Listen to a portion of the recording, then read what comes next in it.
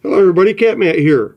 It's been a long time since I dedicated time to doing YouTube videos. But since me and Michelle have started doing our live shows and traveled more to tournaments, I get asked so many questions that I thought it'd be a good time to start doing some more videos again. And yesterday's question was a three-way. We were giving away some pack of three-way swivels from Macy's Fish and Finds in Chula, Missouri, and somebody said, they see a lot of three-way swivels, but they don't really know how to rig them. So I wanted to do a quick tutorial here. This is a three-way swivel. They never had these in the old days where the crane swivel overlapped. As you can see, the top swivel, it just kind of spins around, okay? So what I have done here is taken a three-way of a larger size. So what you want to do is you want your line, your main line from your rod and reel in line with your sinker. You want that direct contact, okay? So here is your three-way, and again, this is a bigger model, same swivel, it spins around, okay?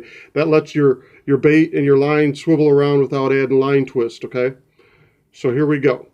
So you have your three-way coming from your rod and reel tied to your top of your three-way swivel, okay? And then from the bottom of that, directly in line with the line coming from your rod and reel, is what you call your dropper to your weight. Now they buy nice clips that you can tie on here to clip your sinkers onto so that you can change weights at will, or you can do it the way I did it for the purpose of this video. And if I was doing this out on the water, I could just quick clip it off, tie another size on if I needed another size or whatnot. Or I could cut it at the top, slide more sinkers down if I wanted more weight. So, and then you're going to come main line, dropper line, and then off of here, you're going to run your leader. Now, off your leader, you can run a straight hook, whichever style of hook you want, whichever you prefer, circle, KL, J, whatever you like. Now, off of here, you can also run a demon dragon. Basically, what you would do is break your line and put your demon dragon in the middle here. You can also slide a float down here if you'd like to. You can put a rattle on here if you'd like to. Lots of different variations of a three-way. You can adjust the length according to how aggressive the fish are, how much current you're fishing, but this is a basic three-way. Dropper, leader to your hook, main line going up. Okay, that's a three-way.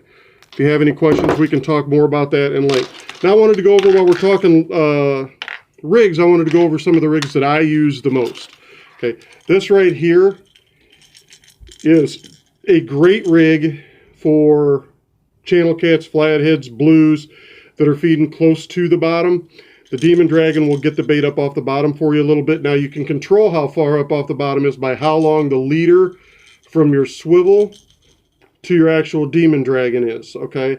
You can have 6 foot of line off the back of your demon dragon, but if your demon dragon is 6 inches from the swivel, it can only float 6 inches high, okay? So your bait's basically going to be flopping around on the bottom anyway. So if you want to let this float up off the bottom, you'd have your big sinker up here on the bottom, and then if you want your demon drag up, you want it up 12, 15 inches, make sure you put enough leader line in front of the demon dragon.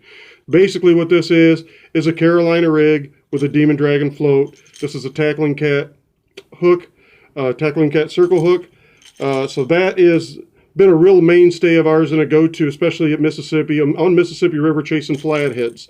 I just like to have the bait just a few inches off the bottom for the flatheads there. So that is one variation that you can use. Then you have your here is your basic Carolina rig setup with a float on the bottom. Okay, here's your swivel, leader that runs all the way to your hook, and then you have your float in the middle. Now this is a 3-inch peg float here. You can adjust again, you can adjust the length of the leader, you can adjust the length of the float. Here's a little 2-inch peg float, for instance. Now this one is different.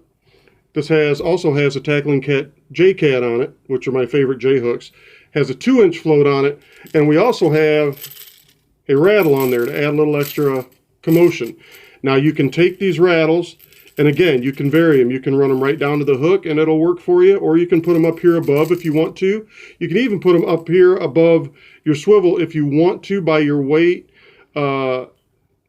above the weight if you would like to, but then you're getting quite a ways away from your bait. So, but it's not, you can.